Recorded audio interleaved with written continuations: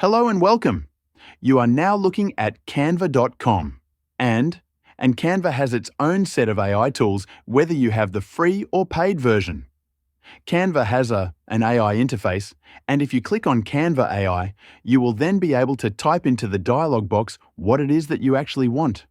You do have starters. For example, if you're looking for a design, you can click here and start your design. If you're looking to create an image, if you're looking to draft a document, or if you're looking for some kind of code. Whether or not we click Create an Image, we can still describe the image that we want and ask Canva to create it. You do have limits based on whether you have a free or paid account.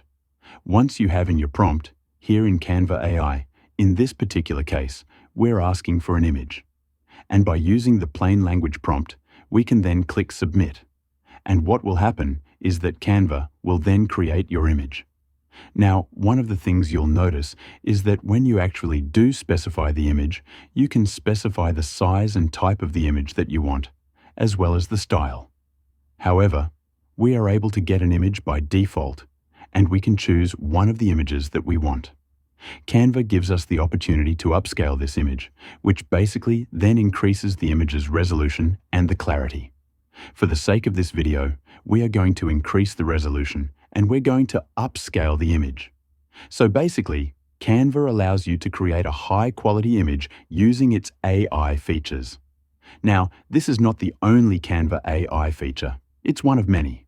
However, it is one that you can use whether you have the free or paid version. We can then click on the editor.